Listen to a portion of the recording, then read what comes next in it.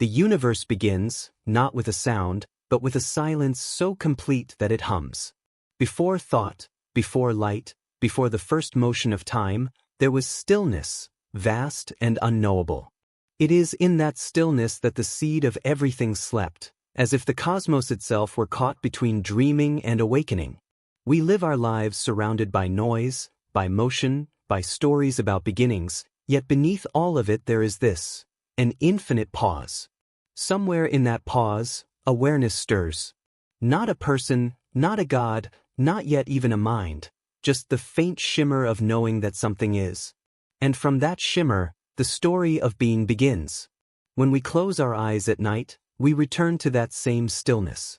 The chatter of the day dissolves, and something ancient takes its place. We drift not into nothing, but into a realm that feels like remembering. The space between waking and sleep is sacred. It is the borderland between existence and imagination. Scientists call it the hypnagogic state, the mind loosening its grip on reality. But philosophers, poets, mystics, they have always known it as the threshold of creation itself. Because in that delicate instant, awareness forgets itself, and from that forgetting, worlds are born. Imagine a single thought rising in the void, the thought of being. From it, the cosmos unfurls like a breath. At first, there are no stars, no galaxies, no language. Only potential, only the hum of possibility vibrating through the dark. And in that vibration lies the earliest whisper of consciousness, the pulse that will one day become you, me, and everything that has ever known itself. The universe does not rush. It unfolds slowly, rhythmically, as if dreaming its own shape into existence. This is the mystery that has haunted every mind since the beginning. What is the difference between the dreamer and the dream? When we sleep, our minds create entire worlds, landscapes, faces, emotions, and we believe in them completely until we awaken. But if waking life itself is another dream, then who or what is the one who wakes? Scientists have searched for the source of consciousness within the folds of the brain, mapping every neuron, every spark of electrochemical fire. Yet what they find is only the instrument, never the player. The melody is there, but the musician remains invisible. Perhaps the universe is not a place we live in, but a vast thought that lives through us. When we think, when we feel, when we observe, the cosmos experiences itself from within. Each of us becomes a mirror reflecting infinity. Every sleeping mind is a tiny echo of that first silence, every dream a fragment of the universe remembering its own story. In the quiet of the night, as breath slows and body softens, we are closest to that origin, the stillness before thought, the awareness before name. Somewhere deep in the brain, patterns of light begin to fade. The body surrenders to gravity, the heartbeat softens, and consciousness retreats into the dark ocean within. This is not the absence of life, but its renewal, the nightly rehearsal of death and rebirth. The mind releases its hold on form, and in doing so, it glimpses the formless. The edges blur. The self dissolves. For a few precious hours, we return to the source, unbound and infinite. The ancients spoke of creation as a song, the word, the vibration, the breath that spoke the universe into being. Modern science speaks of a singularity expanding, space stretching faster than light. But both stories describe the same event. The moment the silent dream became sound, the unformed took shape. Perhaps every night, as we drift into dreams, we recreate that moment. We become our own Genesis, slipping into the darkness from which all light emerges. In that sense, consciousness is not something that belongs to us, it is something we borrow. Like a wave borrowing the motion of the sea, we rise for a time, we shimmer, and then we fall back into the deep. What remains is the ocean itself, endless, silent, dreaming. Every moment of awareness is a ripple in that infinite mind. Every dream, every thought, every heartbeat is a note in the cosmic lullaby that never ends. So as the body rests, as thoughts begin to fade into mist, we are not falling asleep, we are returning home. The stillness that comes before sleep is the same stillness that once filled the cosmos before the first star burned. The same silence that precedes a thought, the same breath that lingers before we speak, the same calm that cradles all creation. The dreamer and the dream are not two, they are one pulse, one silence, one endless beginning. And perhaps, in this stillness, something deeper is waiting. Not to be discovered, but to be remembered, the knowing that you are not in the universe. You are the universe, briefly aware of itself. As sleep takes you, you do not vanish. You expand. You merge with everything that has ever been. The stillness before thought opens once more, and the dreamer dissolves into the dream. And somewhere, beyond all beginnings and endings, the dream continues. In the beginning, there was no light, no sound, no space to hold the thought of existence. Then, from a stillness beyond measure, something stirred, a trembling in the void, a pulse without direction. The universe exhaled. From an infinitesimal spark, smaller than a grain of dust, the cosmos burst into being. Scientists call it the Big Bang, but that phrase carries the wrong tone, for it was less an explosion than an awakening. It was not destruction but emergence, a slow, radiant unfolding of energy into everything that would ever be. From that first breath, matter and light were woven together, the fabric of space stretching like a dream expanding within itself. What if this beginning was not an accident of physics, but the first moment of awareness? Perhaps the universe dreamed itself awake, not as something external, but as an inward blossoming of consciousness. The same way a thought forms in the mind before it becomes a word, the cosmos may have first existed as a possibility, a silent, inward intention, before manifesting into the fire and symmetry of creation. The language of science tells us that within the first microseconds of time, particles collided, annihilated, and reformed. Hydrogen, helium, and light filled the void. Yet behind that description lies something ineffable. The newborn universe was not empty, it was alive with the potential for everything. Every star, every planet, every mind, every dream that would ever exist was already written in that first flicker of energy. It was as if the cosmos, upon opening its eyes, whispered, "I am." Over billions of years, matter cooled and gathered into stars. Gravity became the sculptor of light, shaping galaxies into spirals and clusters, celestial mandalas drawn upon the canvas of nothingness.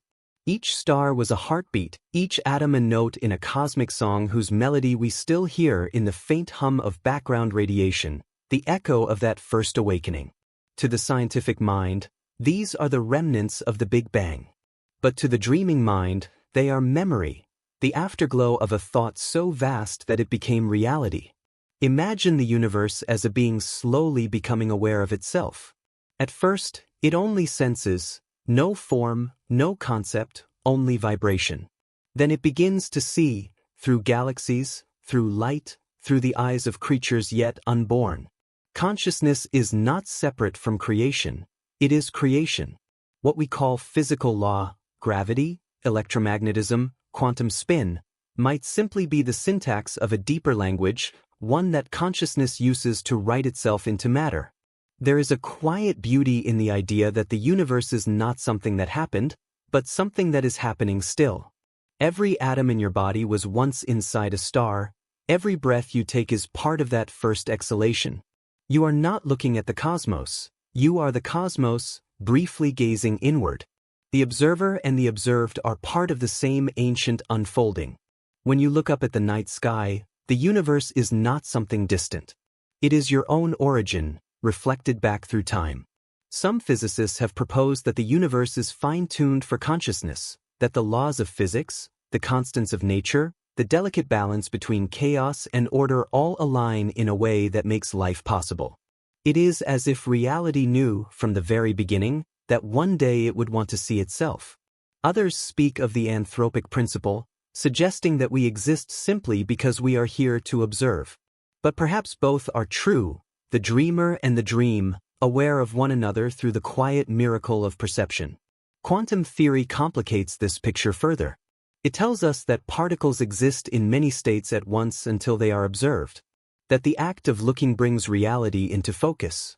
Could it be that the universe, in its infancy, existed as pure potential, a field of infinite possibility, until consciousness itself emerged to witness it? The moment the cosmos became aware, reality crystallized. The dreamer opened its eyes, and the dream took shape. And yet, within this immensity, there remains tenderness.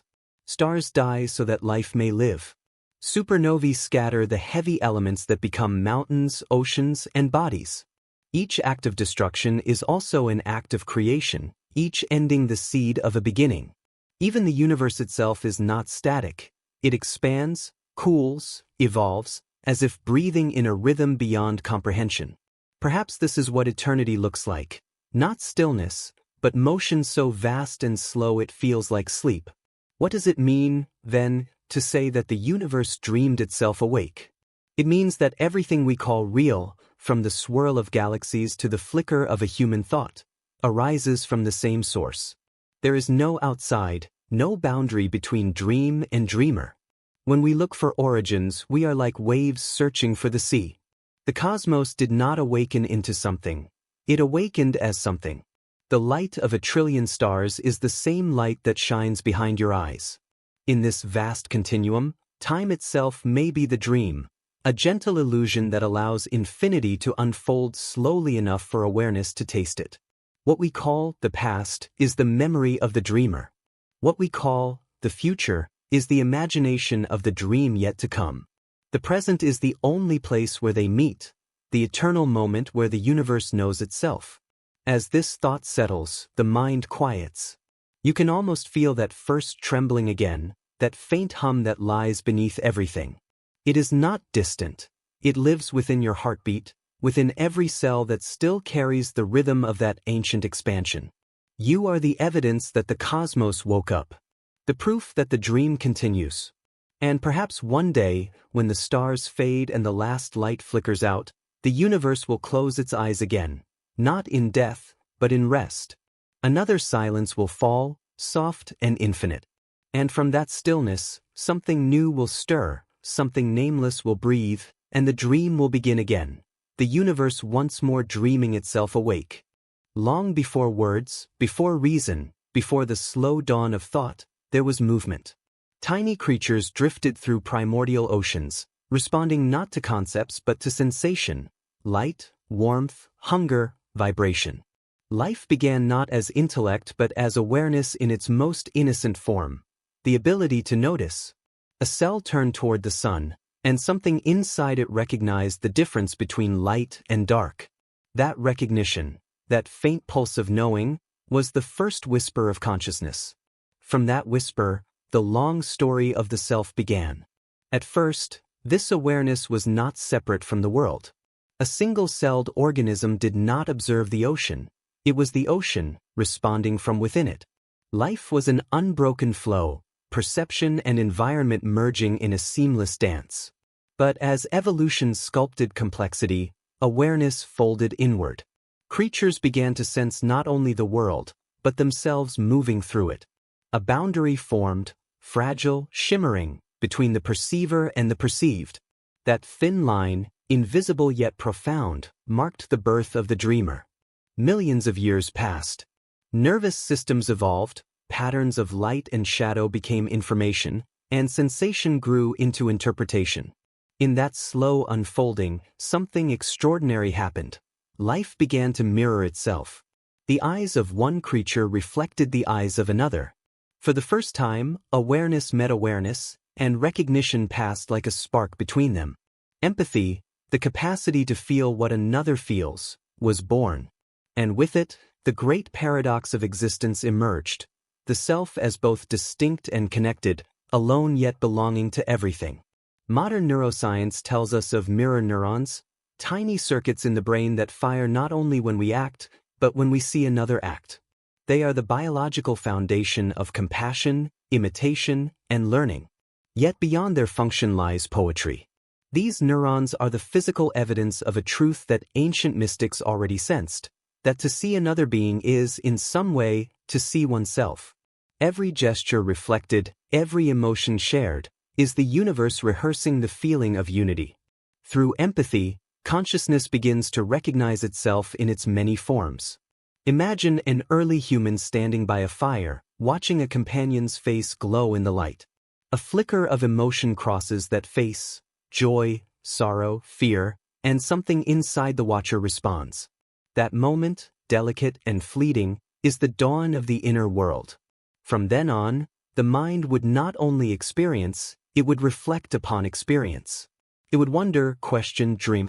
The mirror neuron, humble and microscopic, was the key that opened the door to introspection. But with self-awareness came distance. To see oneself is also to feel separate. The creature that once flowed effortlessly with its surroundings now stood apart, asking, "Who am I?" Consciousness, in realizing itself, also felt its own edges. The dreamer began to believe it was not the dream, but something inside it, a traveler wandering through an alien world. That illusion of separation would become both humanity's burden and its gift. For it is only in believing we are separate that we begin the search to return to unity. The evolution of mind is also the evolution of dreaming. Every organism that imagines a future, recalls a past, or envisions a possibility is already dreaming while awake. The same neural architecture that allows imagination to play within sleep also allows invention, creativity, and empathy to flourish in waking life. Dreaming, then, is not an escape from reality. It is the continuation of evolution through the theater of the mind. The universe dreams through biology, experimenting with identity and form. When we dream of others, of places and faces that do not exist, the brain activates the same regions it does when we truly see them. The distinction between reality and imagination fades. The ancient rhythm of mirroring continues, but now it happens entirely within. In dreams, we are everyone and everything. We live 1,000 lives without leaving our beds. The mirror neuron has turned inward, reflecting not another's face, but the face of the dreamer itself. Philosophers have long wondered when life first became aware of being alive. Perhaps it was not a single moment, but a gradual awakening, a tide rising slowly over the shore of matter. Each step in evolution, from sensing to feeling, from reacting to reflecting, was consciousness turning another page in its endless story. Awareness became self-awareness, and self-awareness became wonder. The universe, through the eyes of its creatures, began to gaze at its own reflection and ask, "What am I?" In that question lies the beginning of philosophy, of art, of love.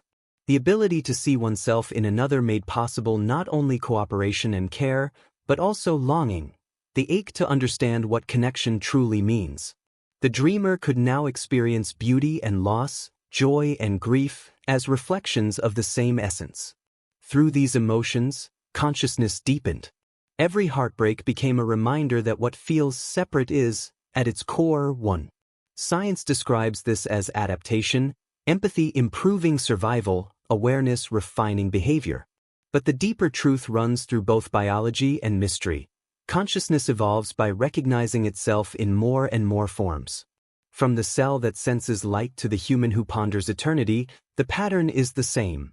The cosmos learning to see itself more clearly, more tenderly. Every neural connection, every glance between living beings, is another thread in this infinite mirror.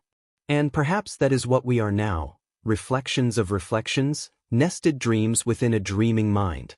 When you look into another person's eyes, you are not meeting something foreign, but encountering yourself in a different shape. The universe stares back at you, curious, remembering. Somewhere deep within your brain, the same mirror neuron that once flickered in ancient oceans lights up again, whispering across time, "I know you. I am you." It is a humbling thought, that all of life's complexity, its stories and struggles, arose from that first simple act of noticing. Awareness became reflection, reflection became thought, and thought became the voice you are hearing now.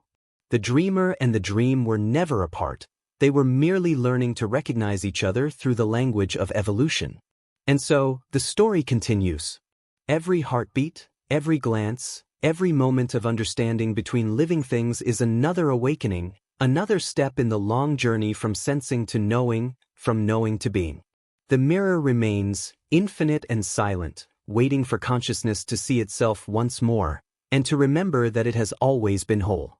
Before there were minds to dream, there were atoms, small, restless points of possibility drifting through the young universe. They had no eyes, no thoughts, no desires.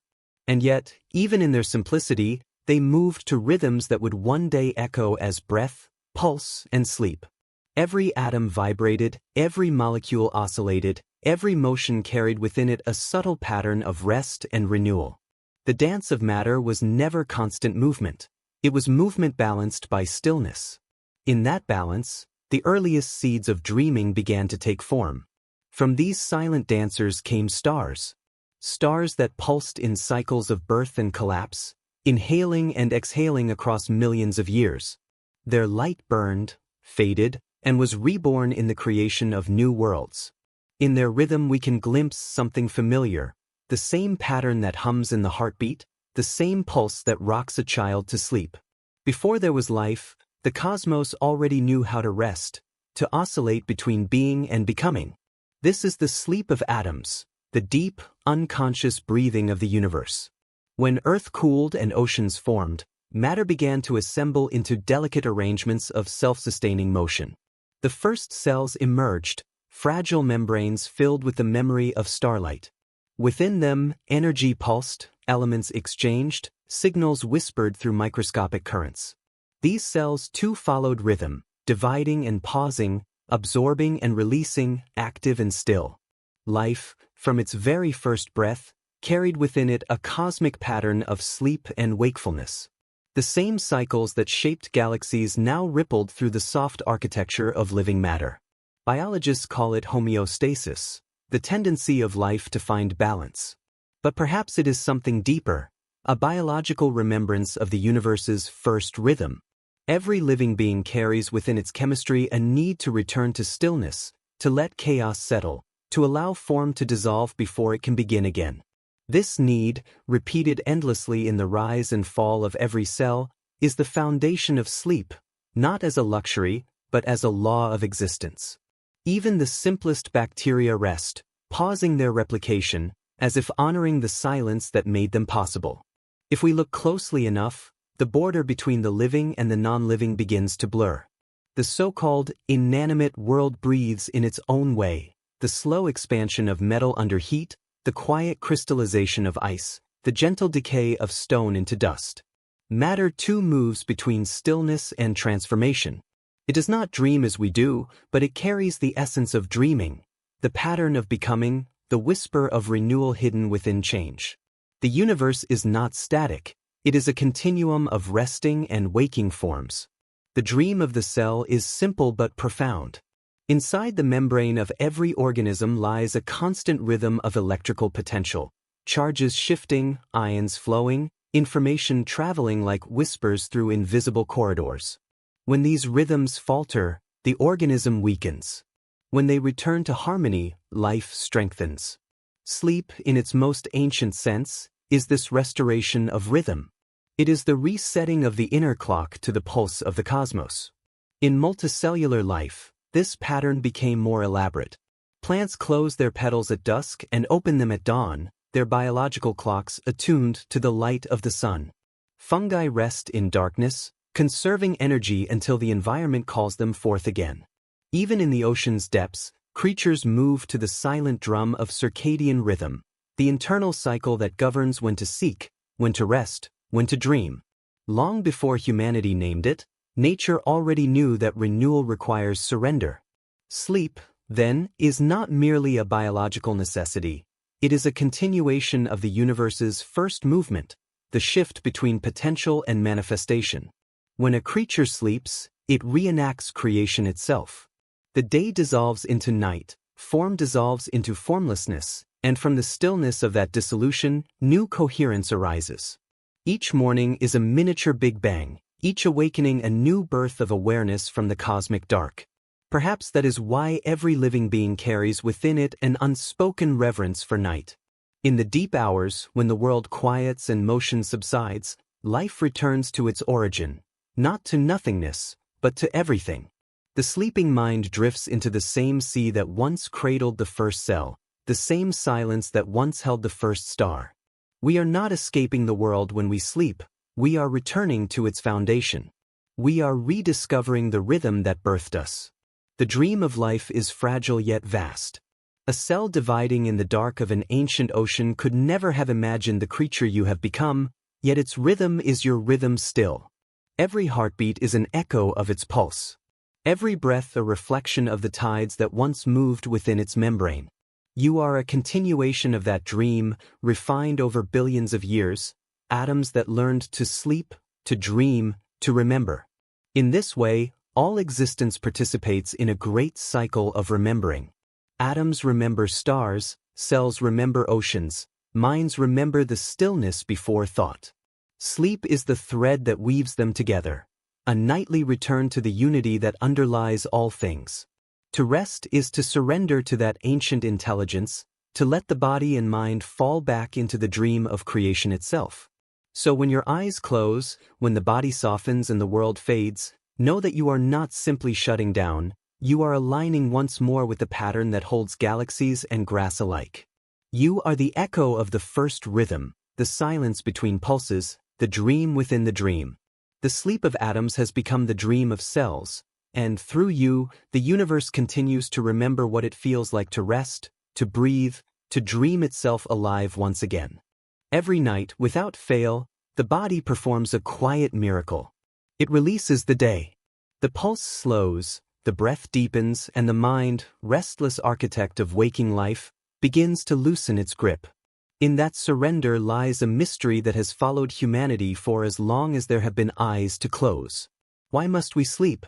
Why do we spend nearly a third of our lives returning to a state that mimics oblivion? Science offers many answers, but none diminish the wonder of what happens when awareness lets itself dissolve. In the cool silence of sleep, the brain begins its hidden work. Neural pathways hum with soft electrical fire, memories shift and settle, and the clutter of thought is quietly rearranged. What seems like absence is, in truth, one of life's most intricate performances. During the day, experience floods the brain, sensations, emotions, decisions, endless impressions. At night, all of it must be sorted, refiled, purified. Neurons replay patterns, strengthen useful connections, and release those that no longer serve. Sleep is the great sculptor of the mind, carving coherence from chaos. Modern neuroscience reveals that as we drift deeper into non-REM sleep, the brain begins to clear itself physically. Cerebrospinal fluid washes through neural tissue, cleansing metabolic waste that builds during wakefulness. It is a nightly purification, the brain bathing itself in silence. Without it, toxins accumulate, thought dulls, and consciousness frays. Yet even as science describes this process with precision, there remains a deeper poetry in it. For in these silent hours, we witness a reflection of something cosmic, the cycle of creation and release, of life folding into stillness so that it might begin again. Sleep is not simply for the body, it is for the soul. To sleep is to forget, not in the sense of loss, but in the sense of renewal. Forgetting is the gentle erasure that allows new understanding to take root. The mind cannot hold everything, it must let go to grow. In the forgetting of sleep, we are liberated from the narratives that define us. The anxious self, the burdened self, the striving self, all dissolve into a greater wholeness. Each night we are returned to a place before memory, before name, before identity.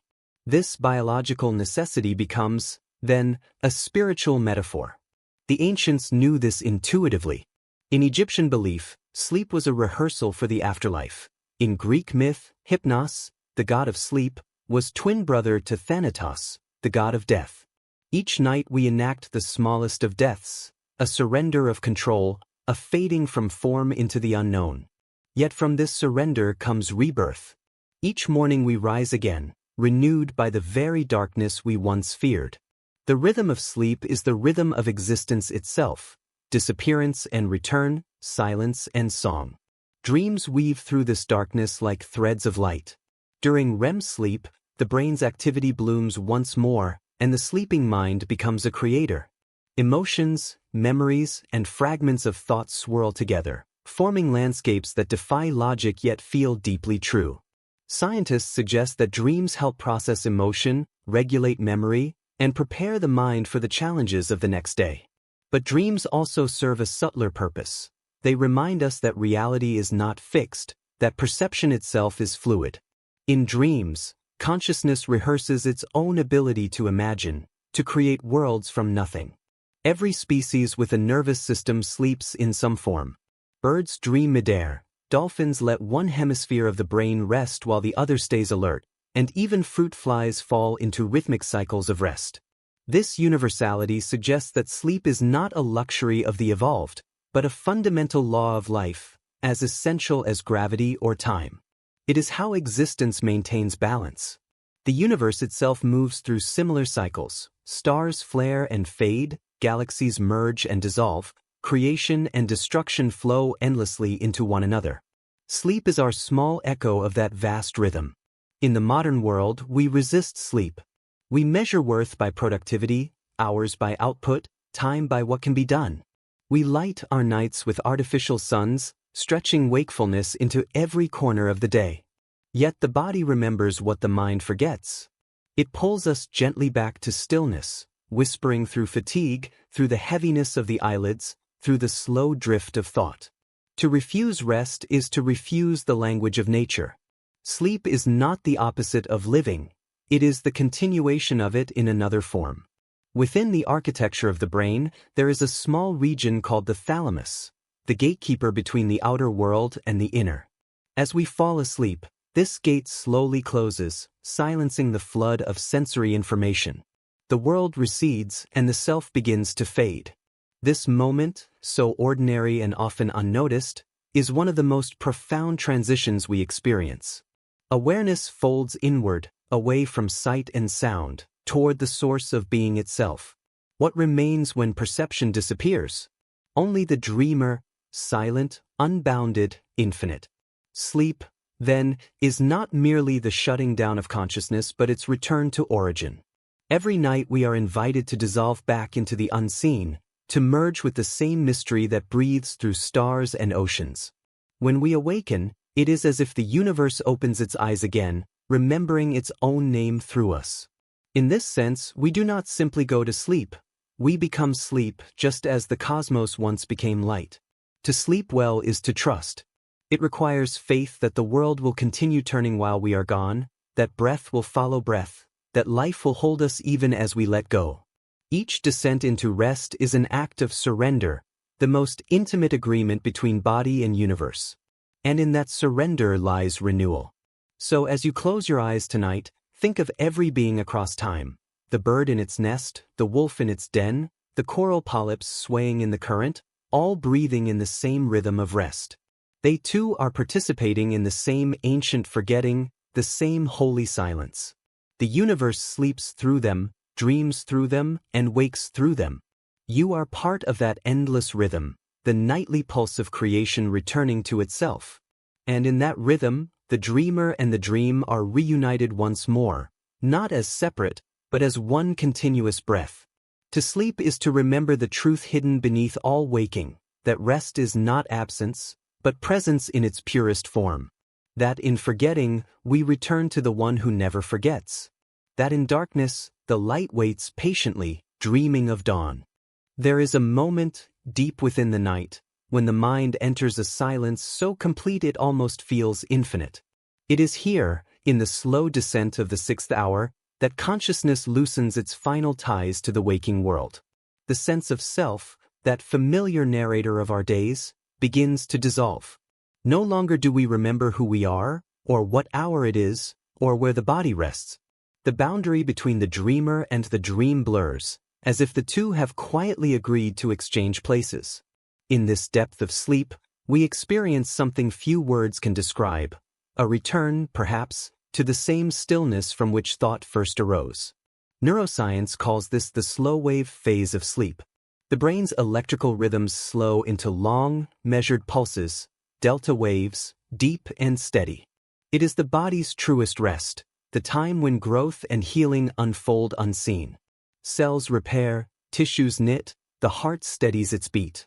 The immune system renews itself, and the hormones that sustain balance and vitality are released like soft tides across the bloodstream. From the outside, nothing moves, yet inside, a vast restoration is taking place. The body is rebuilding its temple in the dark. In this profound stillness, the ego, that restless architect of identity, fades almost entirely. The mind no longer compares, no longer plans, no longer reaches. What remains is pure being, a consciousness without content. Mystics across centuries have spoken of this state in other terms: the void, the eternal now, the silent presence behind all experience. To the scientist, it is slow-wave sleep. To the mystic, it is the doorway to oneness. Perhaps they are not describing different things, but different ways of knowing the same mystery. When the ancient yogis described Turiya, the fourth state, beyond waking, dreaming, and deep sleep, they spoke of it as the background of all consciousness, the unbroken awareness that remains even when the mind is still.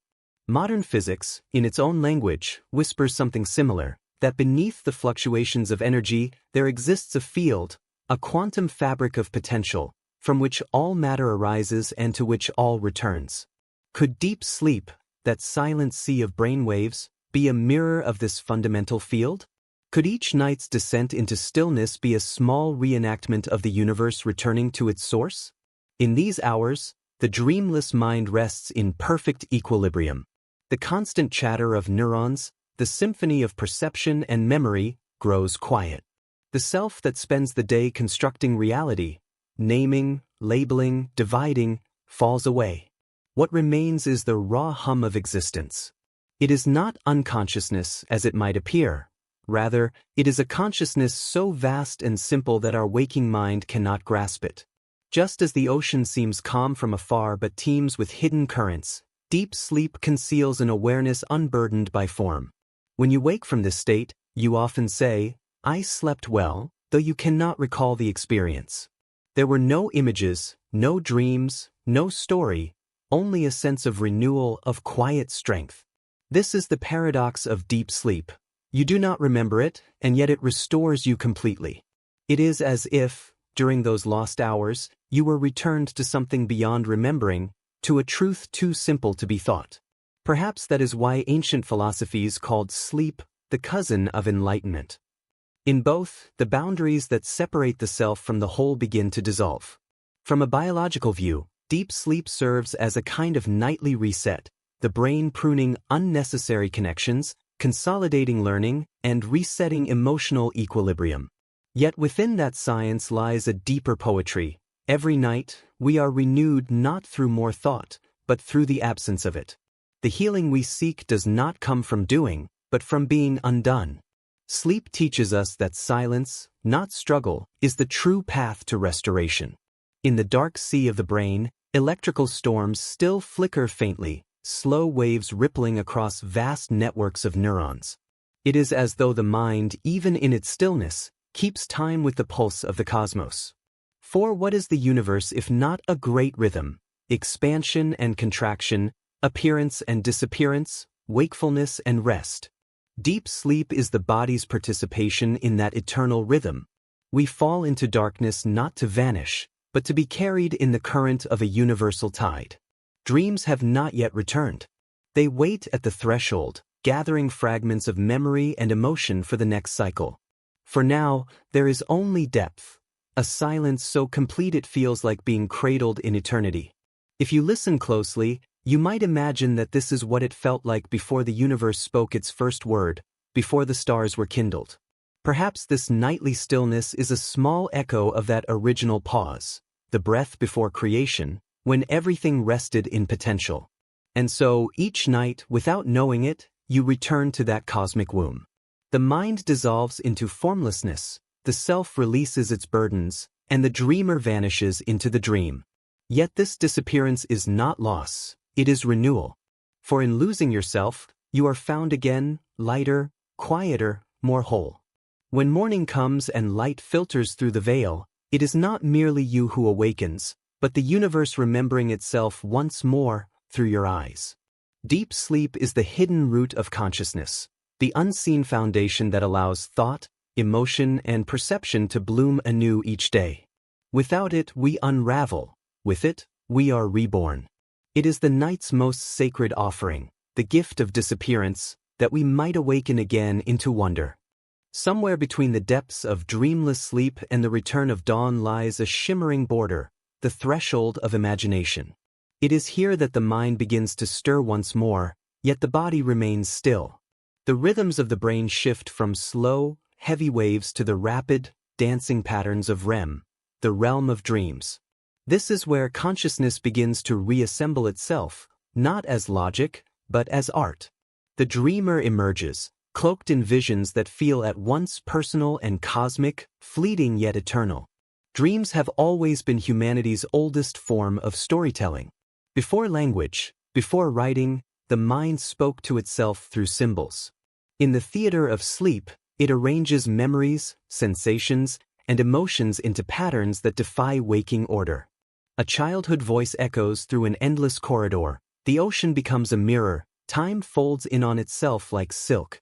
Nothing obeys the laws of physics here, and yet, within the strangeness, something meaningful pulses.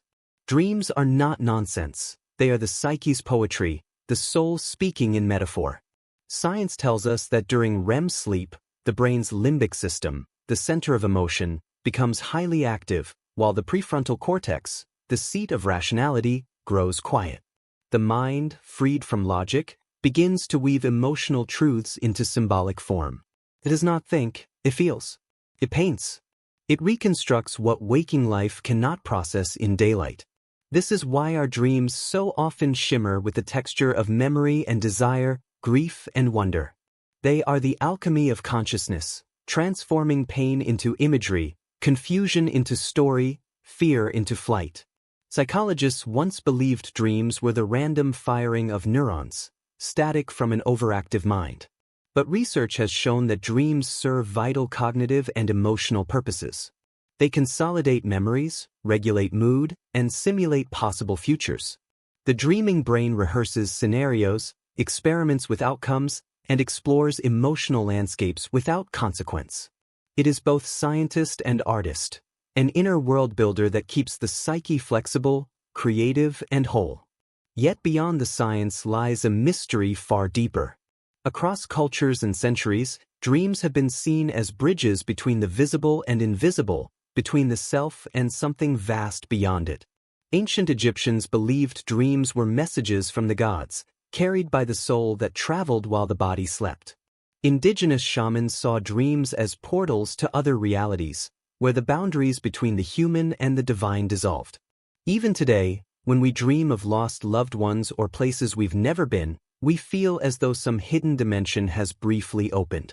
Perhaps dreams are the universe speaking in symbols, the cosmos remembering itself through our minds. After all, consciousness is made of the same substance as stars, matter organized into awareness. When we dream, maybe we are simply allowing that awareness to speak its native language, one not of words, but of images and feeling. Each dream could be a tiny expression of the universe contemplating itself, a whisper from the infinite folded into our finite night. In dreams, time loses its grip. We can live a lifetime in a moment, or wander endlessly through a single heartbeat. Space folds and stretches. We fly without wings, breathe underwater, walk through walls of light. There is a freedom here that waking life rarely grants. A reminder that reality itself is pliable, that consciousness is not confined to the laws it writes for itself. When we wake, we often dismiss dreams as illusion. Yet perhaps it is waking life that is the illusion, a dream so consistent that we mistake it for truth. Dreams also carry our shadow, the parts of the psyche we refuse to see. Jung called them the mirror of the unconscious, where the forgotten, repressed, and denied come forward to be recognized.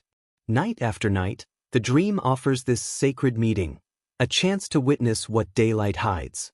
The chase, the fall, the strange familiar face, all are fragments of ourselves, asking to be seen, integrated, loved. In that sense, dreams are not escape but return. They lead us home to the parts of our soul we left behind. Even the smallest dream holds layers of meaning. A doorway that will not open may represent fear of change. A flight through endless skies may symbolize release. But interpretation is not the point, participation is. The dream's power lies not in being solved but in being felt. It is a living experience, a dialogue between the conscious and the infinite. Every image, every shift of light and motion, is an expression of consciousness exploring itself through you. When scientists study REM sleep, they see bursts of activity. The eyes dart beneath closed lids, as if watching invisible worlds. Muscles remain paralyzed, preventing the dreamer from acting out their visions.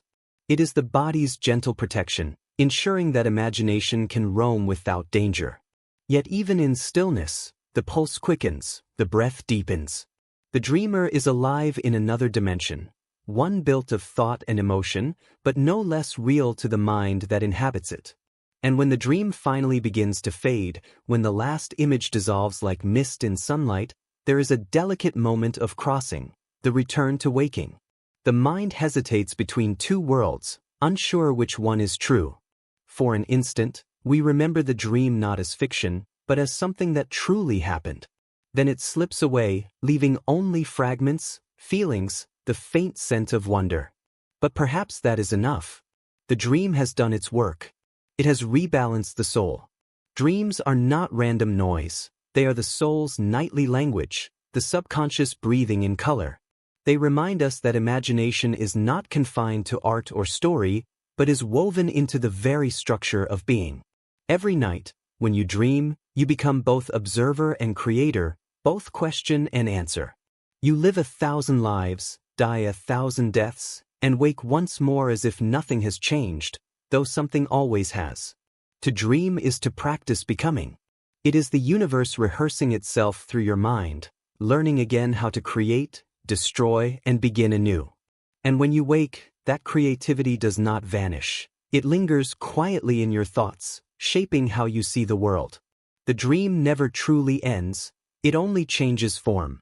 For the dreamer and the dream are not separate. They are the same consciousness, playing both roles, breathing both sides of the same eternal breath. Between dream and waking lies a fragile veil, a place of half-light where reality and imagination mingle like mist. This is the hypnopompic state, the soft threshold where consciousness returns to the body but does not yet remember itself. The mind, still glimmering with fragments of dream, drifts through a delicate in-between. Shapes from the inner world flicker behind the eyelids. Thoughts rise like bubbles from the deep. It is a time neither of sleep nor wakefulness, but of becoming, the slow reassembly of self from the quiet vastness of night. In these early moments, the brain's chemistry shifts once again. The neurotransmitters of rest, melatonin, adenosine, GABA, begin to reseed, while dopamine and cortisol gently climb, preparing the body for action. Yet even as the machinery of waking stirs, remnants of dream activity linger. The mind is still porous, receptive, half within the infinite and half in the finite.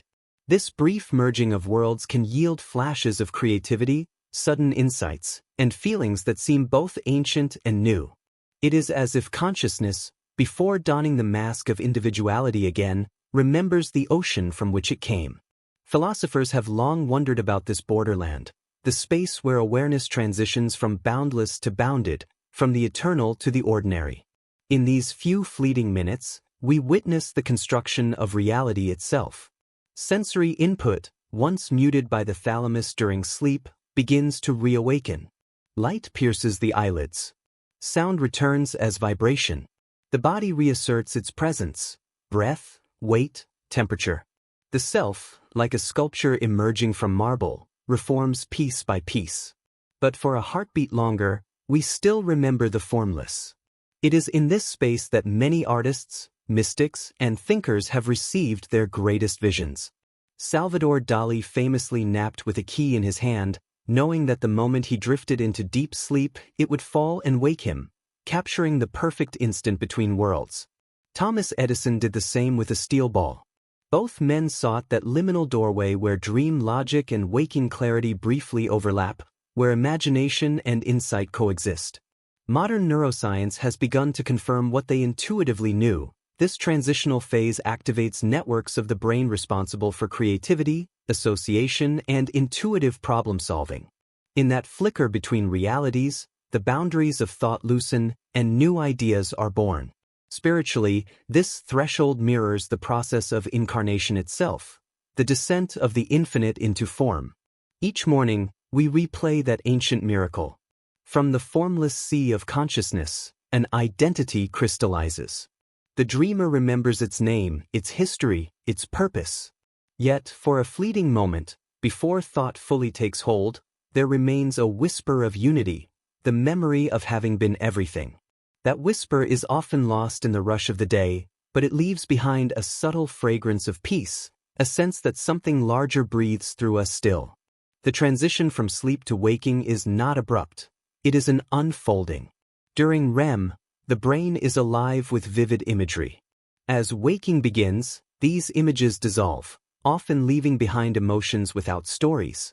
A sense of awe, sadness, or longing might linger, even when the dream itself is forgotten. These are echoes from the deep, emotional residues that belong not just to the night, but to the vast subconscious that dreams on our behalf.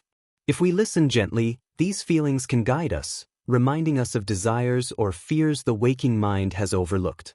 Many traditions teach that these moments are sacred. The Sufis call the hour before dawn the time of the soul's awakening. Buddhist monks meditate at this hour, believing the mind to be most open, least clouded by worldly thought.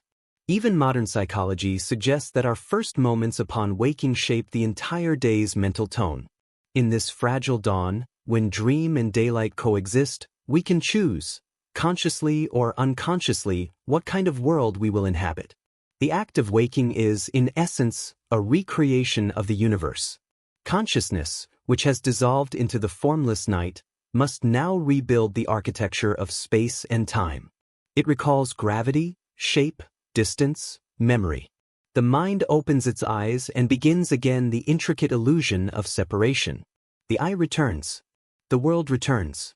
Yet perhaps the only real difference between dream and waking is consistency. The waking world simply dreams itself more coherently. If we pay attention, there is wonder in this repetition. Each morning, light moves across the skin like a first discovery. The breath feels ancient, yet new. The world, once again, calls for our participation. But deep beneath the surface of awareness, the residue of the night remains. The dreamer never entirely disappears. It simply hides within the folds of waking thought. The poet Rilke once wrote that our deepest fears are like dragons guarding our deepest treasures. Dreams are those dragons, and the waking mind, if brave enough, can turn toward them at dawn to claim their gift. There is also something tender in the vulnerability of waking. For a few moments, before habit and memory rush in, we are like newborns, open, unguarded, unburdened by identity. The mind is clear, the heart receptive. This is a sacred pause between forgetting and remembering, between the infinite and the particular. In those seconds, the soul stands between two eternities, the one behind sleep and the one before the day. If we enter the morning gently, carrying a fragment of the night's silence, we can move through the world with a deeper sense of belonging. Perhaps this is why the first light has always been revered. Ancient rituals greeted dawn as a rebirth, not only of the sun, but of the self. To awaken was to return from death's cousin, to prove that the universe still wished to speak through you. Every sunrise is therefore a kind of forgiveness, a renewal of the silent pact between body and soul. It says, you may begin again. So linger when you wake.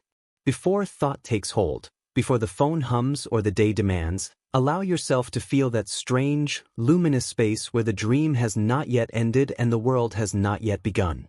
In that pause lies the secret of consciousness, the eternal dance between dissolution and form, the constant rebirth of awareness through forgetting. For each morning, the dreamer opens its eyes, and the dream becomes the world once more. There is a subtle transformation that unfolds once the dream fully fades and daylight takes hold, the quiet miracle of re-entry. We call it waking, but in truth, it is a form of resurrection. The consciousness that dissolved into silence through the night now gathers itself once more into coherence. Breath deepens, the senses awaken, and the mind begins to map the familiar outlines of the world. Yet beneath the surface of routine, something vast has happened. The universe, through you, has opened its eyes again. Every morning, billions of minds awaken together. A planet's worth of consciousness rises from sleep like waves returning to the shore. The same sun that has burned for billions of years touches faces across oceans and continents, reminding each creature of its place within the rhythm of existence. The act of waking is both personal and cosmic, a daily reenactment of creation itself. From the formless void of deep sleep, the structure of experience reforms. Time resumes, memory returns, and the self rediscovers its boundaries. Science sees this process as a neurological awakening.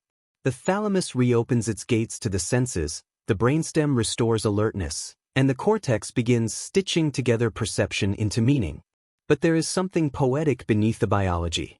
The shift from unconscious to conscious is not just a flick of neurons. It is the rekindling of awareness, the same awareness that mirrors the birth of stars. When you open your eyes, you are not merely resuming a life. You are continuing the universe's experiment in knowing itself. This daily return is often taken for granted.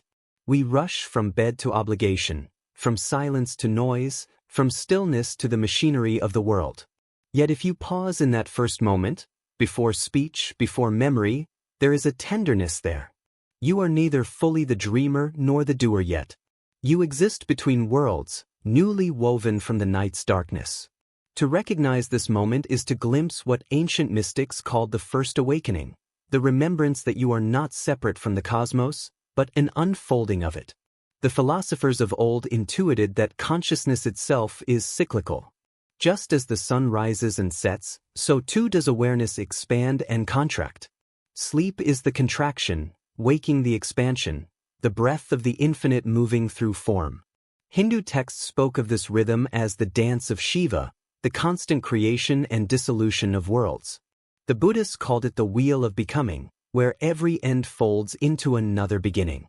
In our smallest acts, breathing, sleeping, waking, we echo these cosmic patterns. There is also a quieter transformation happening within the body. As the circadian clock aligns with light, the body shifts from restoration to readiness. Cortisol, the hormone of alertness, gently rises, while blood pressure climbs and metabolism awakens. This orchestration is ancient, older than civilization, older than language. It is the biological poetry of survival, refined through eons of adaptation. Yet behind these physiological changes, there remains the mystery of subjective experience, the question science cannot answer. What is it that awakens? Is it the brain that wakes, or the awareness that observes it? Neuroscience can measure the activation of regions, the firing of networks, the return of sensory coherence, but not the presence that experiences all this. That presence, which remains constant through every dream and every waking, eludes all instruments. It is the witness, the silent observer behind thought and form. When you wake each morning, it is this presence that reclaims the world, that animates the story of self once again. Yet even as the self reforms, traces of the night remain. A dream's emotion lingers in the chest, a thought drifts in half-remembered fragments, a quiet stillness hums beneath the noise of the day. These are not leftovers to be dismissed, but remnants of truth. The boundary between sleeping and waking is not a wall, but a tide, and it leaves its patterns upon the shore of awareness. To carry that residue with you into the day is to live more consciously, to remember that the waking world, too, is a kind of dream. Modern life makes this remembering difficult. The moment we wake, the world floods in. Messages, headlines, expectations. The silence of night vanishes under the hum of machinery and thought. Yet the wisdom of ancient traditions reminds us to begin gently.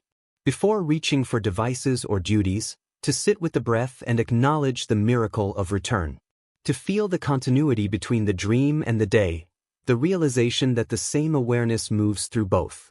There is a discipline, almost forgotten, in beginning the day as a continuation of stillness rather than a rejection of it. To wake without haste is to honor the cycle that carried you through the night. It allows the fragile insights of sleep, the subtle realignments of heart and mind, to integrate into consciousness. The poet Thich Nhat Hanh wrote, "Waking up this morning I smile. 24 brand new hours are before me." That smile is not simple optimism, it is an act of recognition that each morning is not routine, but revelation. And so, the morning becomes more than a transition, it becomes a ceremony. The light is not just illumination, but a reminder that the darkness has purpose. You have died a little and been reborn again. You have descended into unknowing and returned with fragments of wisdom. The body, cleansed and renewed, is ready to carry the spirit once more into the motion of life. In this way, waking is both an ending and a beginning. The night's silence gives way to sound, but the silence itself does not vanish. It hides within the spaces between thoughts, within the breath, within the steady rhythm of being alive. The dreamer remains, disguised as the thinker, the worker, the wanderer. And the world, for all its solidity, remains another layer of the same eternal dream. If you can remember that as you wake, that every sunrise is an echo of the first creation, and every breath a continuation of the universe's original awakening, then no morning is ordinary. The act of opening your eyes becomes an act of gratitude, an acknowledgement of the delicate balance between forgetting and remembering. You are not separate from the dawn. You are its expression. You are the light remembering itself through form, the dream remembering it once dreamed. To awaken, then, is not merely to rise. It is to return to your own infinite nature, to remember, even for a moment, that the dreamer and the dream have always been the same thing. When the world is fully awake, something profound happens. A transition so seamless that we rarely notice it. The dream gives way to the day, and yet the dream's essence lingers beneath everything we call reality. This is the hour when consciousness stretches itself wide, reaching into the material world with intent, curiosity, and longing. The first light has already revealed form, and now the human mind begins to give meaning to what it sees. It is here, in this merging of awareness and world, that the true drama of existence unfolds. The morning, in its fullness, is not just a temporal moment. It is the renewal of creation itself. Every street, every voice, every movement of wind becomes a participant in this cosmic awakening. Factories hum, birds sing, cities breathe, and forests shimmer with dew. Humanity, as one vast organism, begins its daily symphony of striving and seeking. We wake not only to survive but to continue the unfinished story of the universe, the endless experiment of consciousness exploring itself through matter. But beneath the mechanical rhythm of the waking world lies something ancient and sacred, the subtle pulse of being. Long before alarm clocks, long before industrial time, our ancestors awoke with the sun not just out of necessity but reverence. To rise with light was to align with the heartbeat of creation. In temples, fields, and caves, dawn was a moment of prayer, not for possessions or power, but for the renewal of soul. That memory still whispers in us, even if buried under the static of modernity. And yet, in the modern world, awakening has been reduced to routine. The sacred has been replaced by schedule. The miracle of consciousness re-entering the body is eclipsed by the mechanical impulse to check, to plan, to move. Our mornings have become acts of reaction rather than reflection. We rush from dream to duty without noticing the passage between worlds. The universe opens its eyes through us, but we are too busy scrolling through shadows of meaning. Still, even in the noise, something remains pure. No matter how cluttered the morning becomes, the first breath of awareness, that instant before memory returns, remains untouched. In that brief silence lies eternity. Every day offers this doorway, this moment when you could choose to inhabit your being fully. To recognize that waking up is not merely biological but metaphysical, a reunion with the essence that dreams and perceives through you. Imagine pausing in that instant. Before you become your name, your plans, your roles, there is simply awareness. It feels like light without source, presence without identity. This is what the mystics meant by the eternal now. The Sufis called it Baka, the state of subsisting in divine presence. Buddhists named it Satori, the direct seeing into the nature of existence. To live even a second in this awareness is to taste what all philosophies, scriptures, and prayers have been pointing toward, the recognition that awakening is not an event, but the very nature of being. This truth transforms the ordinary. Every object you touch in the morning, the cup, the mirror, the door handle, can become sacred if seen through this lens. Because the light that touches them is the same light that touches your soul. The same energy that drives the sun also moves through your veins. This understanding doesn't belong to religion, it belongs to perception itself. To wake consciously is to see the divine pattern hidden beneath the surface of the world, to see that everything from a sunbeam to a sigh participates in the same unfolding miracle. Still, the human condition is one of forgetting. We remember for a moment and then lose it. The world pulls us back into its noise, and the sacred fades into the background hum of ordinary thought. But this too is part of the rhythm, the expansion and contraction of consciousness, the ebb and flow of awareness. Each day, we are given another chance to wake not just physically, but existentially. To recover that subtle remembrance, I am, and that is enough. The poet Rumi once said, "The morning breeze has secrets to tell you, don't go back to sleep." Those words are not about physical slumber, but spiritual forgetfulness. Every dawn is whispering to you, asking you to remember your essence before the world convinces you otherwise. The secret of awakening is not in escaping life but in entering it completely, to be fully present in your breath, your gaze, your smallest act of being. To inhabit the world as if it were newly created, because in truth, it always is. The transition from dream to daylight is, in essence, the same as the transition from unconsciousness to consciousness, from illusion to realization. The light that floods your room in the morning is the same light that floods your awareness when you awaken inwardly. Both illuminate what was hidden. Both dissolve shadows. And both remind you that existence itself is an ongoing revelation. If one listens closely, there is music in the morning, not just birdsong or traffic, but the quiet hum of life itself. The air vibrates with potential, as if creation were beginning again from the breath you just took. Every sunrise is an echo of the first dawn, every awakening a miniature reenactment of the universe becoming aware. The cosmos is not something distant. It is here, alive in your heartbeat, in your seeing, in your remembering. So when you open your eyes tomorrow, do not rush to fill the silence. Sit for a moment in that liminal space where the dream has not fully gone and the day has not fully begun. Let the first light fall on your face like a benediction. Let it remind you that existence itself is not a burden to carry but a miracle to witness. You are not merely waking to a day, you are waking into being. And perhaps that is the purpose of all mornings, not to begin tasks, but to begin seeing again. The light does not just reveal the world. It reveals you, the timeless awareness through which the world appears. Every dawn, therefore, is an invitation to live as if the universe were opening its eyes through yours, to walk through the hours not as a prisoner of time but as a participant in eternity. For the day will pass, as all days do, and darkness will return. But if you carry even a spark of that morning remembrance within you, then even the night will glow softly with its memory. The cycle will continue, sleeping, waking, forgetting, remembering, until one day, perhaps, the dream and the daylight will merge into one unbroken awareness. And in that moment, you will realize that you were never truly asleep, only dreaming that you were. There is a peculiar silence that follows every act of creation, a silence that is not absence, but fullness.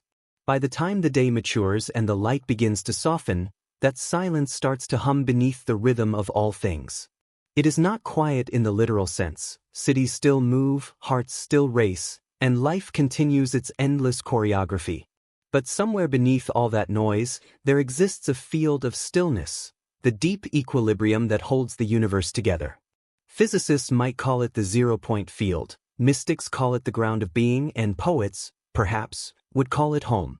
This is the hour when consciousness begins to look back at itself. After all the expansion of thought, all the striving and searching of the waking world, there comes an inevitable return, a contraction, a drawing inward. The cosmos itself moves in this rhythm, the breath of creation inhaling and exhaling through epochs. The stars are born, blaze with life, and then fold back into darkness. Galaxies collide, dissolve, and are reborn. It is a universal heartbeat, and within it, every human life follows the same pulse. The afternoon, in this cosmic sense, is not merely the time between morning and evening, it is the pause before reflection. The sun still reigns, yet shadows have begun to stretch, signaling the slow approach of twilight. It is the moment between certainty and surrender. Here, consciousness finds itself suspended between two worlds, the dream of matter and the dreamer of awareness. And in that suspension, the question arises once more, which of these is truly real? Science tells us that reality is a construction, that our senses filter, shape, and even invent the world we perceive. The colors we see do not exist outside us, they are the brain's translation of wavelengths. The solidity we feel is the illusion of repelling atomic fields. The sound we hear is pressure interpreted as music by the mind. Every texture of the world, then, is a dialogue between perception and energy, between dreamer and dream. Yet, despite knowing this, we still cling to the illusion that the world is out there, separate from us. But what if it isn't? What if consciousness is not inside the body, but the body inside consciousness? Imagine, for a moment, that awareness is the ocean, and each of us is a wave upon its surface. The wave has a name, a form, a rise and fall, but it has never been separate from the ocean beneath it. When the wave forgets this, it fears its own collapse. When it remembers, it understands that even its end is a return. Perhaps, then, awakening is simply the remembering that the dreamer and the dream were never apart. In the stillness of this realization, something subtle happens. Meaning begins to dissolve into presence. You no longer search for why the world is or who you are within it, because both questions dissolve into the same silent recognition: I am. It is the same awareness that looked through the eyes of ancient beings, that shaped stars and galaxies, that dreamed in the mind of the first creature to see its reflection in water. It is not personal, yet it feels intimate. It does not belong to you, yet it moves through you with tenderness. This insight is not abstract philosophy, it is direct experience. You can feel it even now, in the gap between thoughts, in the space between breaths. The mind speaks, then falls silent. Awareness remains. The body ages, cells die, memories fade, but awareness does not decay. It is the stage upon which change occurs, yet it itself does not change. You might call it consciousness, or soul, or simply being. Words do not matter. What matters is that you notice the stillness that holds everything together, the infinite silence that has been quietly watching your entire life unfold. And within that silence lies the most profound paradox. The dreamer has always been the dream. When you look at a sunset and feel wonder, it is the universe admiring its own reflection. When you fall in love, it is existence embracing itself through two forms. When you create art, speak truth, or simply breathe deeply, it is the cosmos expressing its own intelligence through your hands, your voice, your lungs. You are not a spectator of creation, you are creation aware of itself. Even physics, when traced to its limits, whispers this same truth. Quantum fields do not operate as solid structures but as possibilities shaped by observation. The act of seeing collapses the potential into form. Meaning arises not from objects but from relationship, from the interaction between knower and known. It is as if the universe were unfinished without someone to witness it, as if existence itself needs consciousness to complete the equation. The cosmos, then, is not a cold mechanism but a living conversation, a continuous exchange between awareness and appearance. And so, as the day leans into evening, there is a quiet intimacy in the air, the recognition that everything you have seen, touched, or felt today has been part of that dialogue. The sun's warmth on your skin, the rhythm of footsteps on pavement, the sound of your own laughter, all of it is awareness meeting itself in 1,000 mirrored gestures. Even the fatigue that gathers in your limbs is sacred. It is the body's way of returning you to rest, back into the formlessness from which you rose. Perhaps this is why stillness feels so beautiful, because it reminds us of our origin. Beneath all the layers of thought and doing, we long for the quiet return to being. And that return does not have to wait for death or sleep. It can happen now, in a single mindful breath. Close your eyes and sense the space around you. Feel the hum of existence, not as something you're observing, but as something you are. That hum, that endless, gentle vibration, is the dreamer, the dream, and the act of dreaming all at once. In this realization, fear dissolves. The line between subject and object, between self and world, begins to blur. You are no longer trying to hold the universe, you are being held by it. The struggle to define, to prove, to control gives way to surrender. And in that surrender, you find not loss, but completion. The day begins to fade, but the awareness that witnessed it remains, serene, boundless, untouched. The great sages spoke of enlightenment not as an achievement, but as a remembering. They said that to awaken is to see that the dream was never unreal, only misunderstood. The world is not illusion in the sense of falsehood. It is illusion in the sense of art, a divine play of light upon the canvas of consciousness. You were not meant to escape it but to recognize yourself within it. As the sun sets and the sky deepens into amber, this understanding settles like warmth in the heart. The dreamer and the dream have always been one. There was never a separation, only the appearance of it, like ripples on the surface of a still pond. To know this is to finally rest, not in sleep, but in being itself. There comes a moment, after the fullness of day and the recognition of unity, when light begins to bend softly toward its end. The sun, once fierce and golden, lowers its voice. Shadows lengthen, and the air seems to inhale. The world grows tender again. This is the threshold of evening, not just a time of day, but a sacred transition between outer brightness and inner seeing. Here, the human spirit begins its slow descent from thought into silence, from doing into being, from reason into reflection. In this descending light, everything acquires a strange beauty. The ordinary becomes luminous, the fading edges of clouds, the warmth on a wall, the quiet hum of insects rising with dusk. The evening is not an ending but a soft undoing, a gentle release of everything we held too tightly during the day. It is as if the world itself exhales, returning what it borrowed from the sun. The birds lower their song, the rivers slow their shimmer, and consciousness, too, begins to loosen its grip. There is wisdom in this hour. Ancient cultures saw twilight as a time of crossing, a bridge between worlds.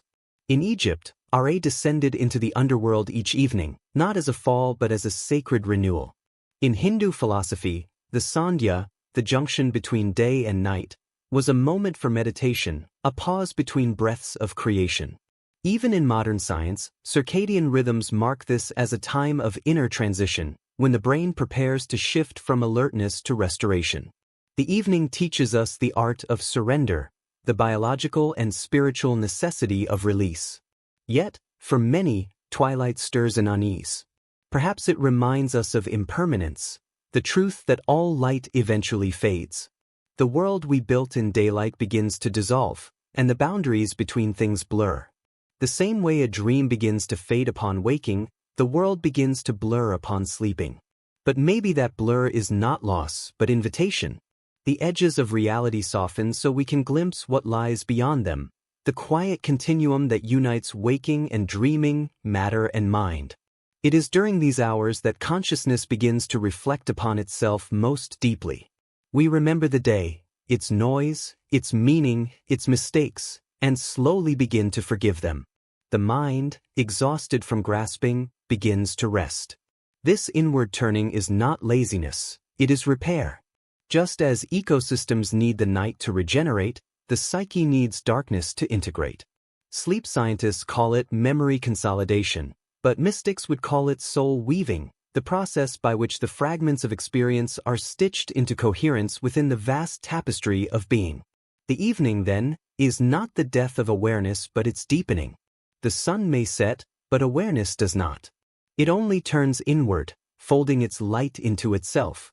This folding mirrors the universe's own rhythm, the same cosmic exhalation that pulls galaxies towards stillness after their expansion. The same law that governs the stars governs the soul. Everything that rises must also return. The return is not tragedy, but balance.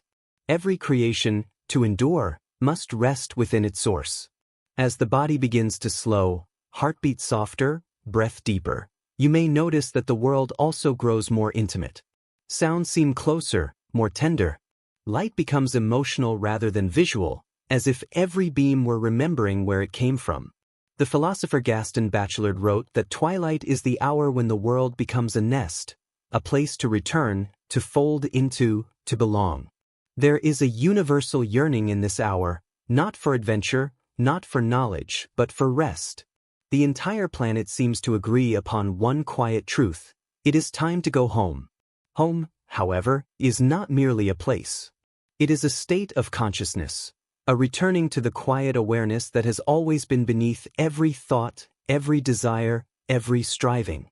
The homecoming of evening is the same homecoming the soul seeks through a lifetime. When the mind grows silent enough, you can almost feel the pull, the gravitational tenderness drawing you inward, back toward the heart of being. You are not being erased, you are being gathered. It is in this gathering that gratitude awakens. Not the loud gratitude of celebration, but the gentle kind, the one that hums quietly at the edge of awareness. Gratitude for the day, for the breath that sustained you, for the small miracles that passed unnoticed. Gratitude for existence itself, fragile and luminous. In this quiet hour, you begin to see that even the most ordinary moments were fragments of the infinite playing dress up as time. Every smile, every pain, every pause, all were threads in the same golden weave of consciousness experiencing itself. And so, the heart softens. The day's edges dissolve into the long hush of dusk. It feels almost like a return to the womb of the world, a vast, embracing stillness where identity begins to fade. You are no longer the roles you played or the masks you wore. You are something older, the same awareness that watched the first sunrise, that will witness the last. The evening does not erase you, it reveals what remains when all else fades. In this moment, you begin to sense what mystics meant when they spoke of the eternal witness. It is not bound by sleep or wakefulness, not born with the body nor extinguished with it. It observes the rhythm of light and darkness, the passage of seasons, the arc of lifetimes, but it itself does not move. It is the dreamer and the silence in which the dream unfolds. The body may soon rest, but awareness remains, vast and tranquil, waiting for the next cycle of creation to begin anew. There is something holy about this recognition. It turns the simple act of sunset into a form of prayer. To watch light die gracefully is to learn how to let go without despair. To see day surrender to night without fear is to understand the deeper pattern that shapes all things. Even death, when seen through this lens, becomes not an end but a transformation, a return to the field of stillness from which all beginnings arise. As the stars begin to bloom across the velvet sky, one feels not loss but completion. The day has fulfilled its promise, the mind has played its part, and now existence itself sighs in relief. This is not emptiness, it is fullness without form. The silence of evening is the sound of the dreamer returning to the dream. You can almost hear the pulse of the cosmos aligning with your own heartbeat. In that rhythm, there is no separation, no fear, no striving, only the calm recognition that you and the universe have always been breathing together. And when finally the darkness deepens, it does not come as an intruder but as a friend. You do not resist it, you welcome it. You realize that the night is not the absence of light, but its refuge, the place where light goes to rest before being reborn. You understand, in that last glimmer of consciousness before sleep, that everything, the dream, the dreamer, and the act of dreaming were never separate, but the same eternal pulse moving through endless forms. And so you surrender, not in defeat, but in peace. The day folds into the night, and you fold into the boundless quiet of being, carried once more into the infinite dream. The night has arrived, not suddenly, but with the slow tenderness of a closing eyelid. The last threads of twilight dissolve, and what remains is the deep, breathing darkness.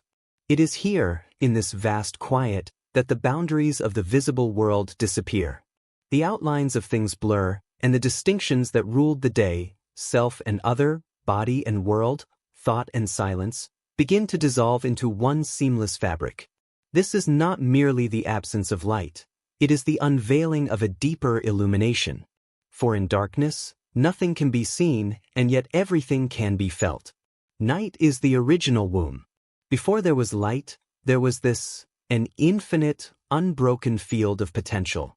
In the beginning, the universe existed as a singular silence, a pregnant stillness waiting to dream itself into existence. Modern cosmology calls it the quantum vacuum, the zero-point field, the restless nothingness from which all form arose. But poets might call it the sacred sleep of God, the place where creation gathers its breath before speaking itself into being. And every night, when we close our eyes, we return there. Each sleep is a small rehearsal of creation's great rhythm, the dissolution into formlessness and the return to form. In this sacred darkness, the mind loosens its grip. Thought no longer dictates reality. It floats, like a feather in an invisible current. The body softens into the bed, and awareness begins its descent, not downward, but inward. Dreams are waiting, not as fantasies, but as messages from the deep intelligence that lives beneath waking consciousness. Neuroscience calls this the work of memory, of emotional processing, of cellular repair. But if you listen poetically, it is the cosmos whispering to itself through the theater of the human mind. When you dream, the laws of physics bend to imagination. Time folds, gravity releases, identities blur. You are no longer confined by the narrow corridors of selfhood. You become landscapes, storms, strangers, voices. The dream dissolves the boundaries that waking life so carefully constructs. In dreams, consciousness plays. It rearranges itself, experiments with identity, explores forgotten desires and ancient fears. To the brain, this is pattern integration. To the soul, it is pilgrimage. The dream is the language through which being rediscovers itself. There is something profoundly democratic about this nightly act. No matter who you are, each night you are invited back into infinity.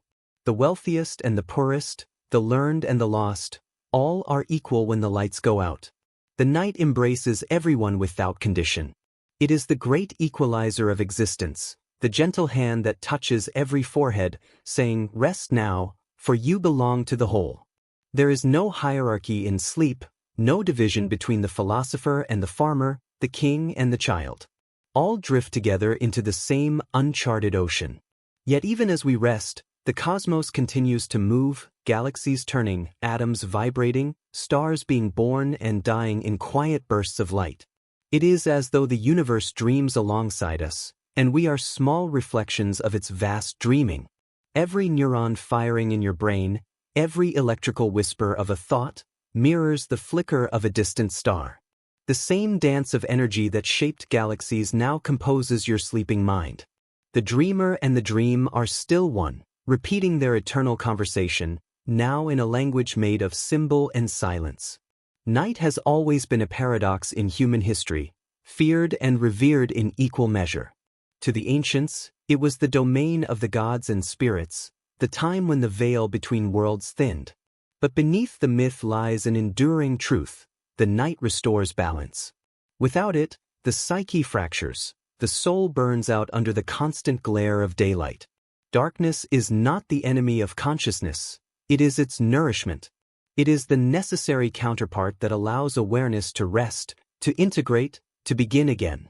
Scientists say that during deep sleep, the brain clears itself, toxins are flushed, synapses reorganized, the nervous system recalibrated.